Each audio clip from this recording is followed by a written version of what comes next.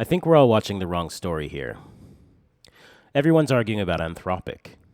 Did Amazon's researchers find a real vulnerability in Fable 5? Probably. Did they wrap it into a particularly nasty red team harness with cyber tools and automated attack loops? Also probably. Was the model uniquely dangerous? That part's a lot less clear. A recent red team study of Fable 5 basically confirmed what researchers have been saying for years. Every frontier model breaks under sustained, automated attack.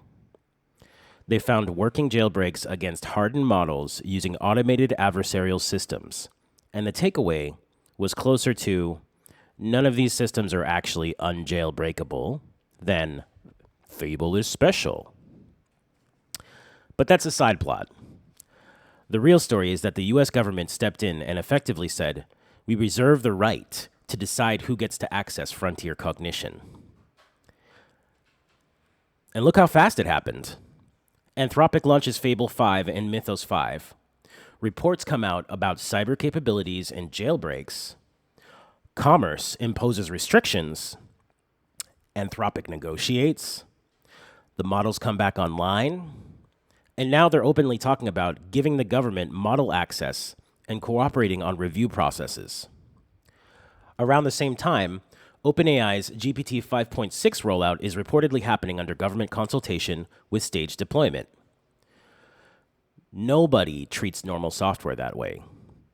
That's how governments handle semiconductors, cryptography, telecom, nuclear tech, and strategic infrastructure. Now here's where it gets weird. While Washington debates who gets access to Fable 5, the rest of the world keeps moving. DeepSeek, Qwen, Kimi, GLM, Minimax. Chinese models have been eating market share at a shocking pace. OpenRouter data and industry analyses put Chinese models at roughly half the token traffic on the big routing platforms. Some reports say over 60%. The cheap layer is going Chinese. The open weight layer is going Chinese. So America is building its gates while the rest of the world builds roads around them. And underneath all of this sits a stranger question. Who owns intelligence? Because let's be real about how we got here. For decades, billions of people uploaded their thinking onto the internet. Code, forums, blog posts, research papers, Wikipedia edits, Stack Overflow answers, tutorials, arguments, art, and memes. The largest collective knowledge project in human history, built by basically everyone, and we paid to put it there. Then a handful of companies vacuumed it up, trained models on it, wrapped those in subscriptions and APIs, and started renting our own knowledge back to us. Now governments are helping decide who gets the most powerful versions. And we've gotten so used to this arrangement that it barely registers as strange anymore. Here's the part that actually keeps me up at night, though. Look at the students. Look at Gen Alpha.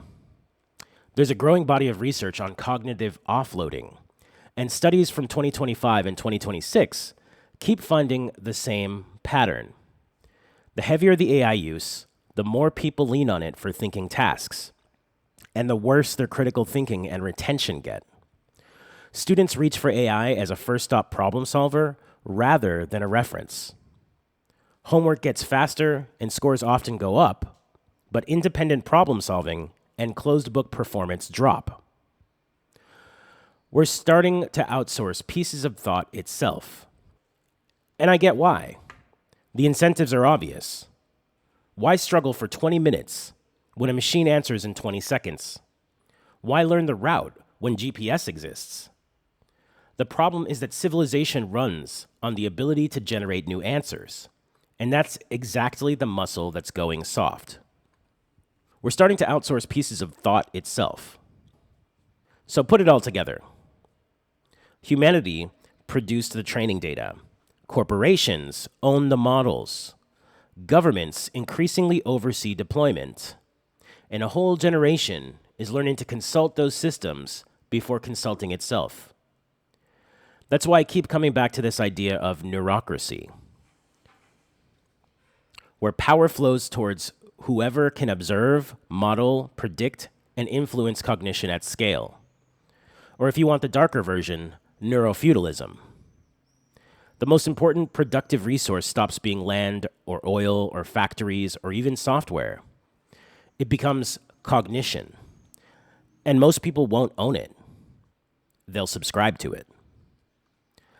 The Fable story matters because it gave us a glimpse of the institutions that may end up governing intelligence itself.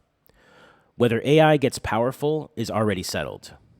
The open question is, who owns the gates?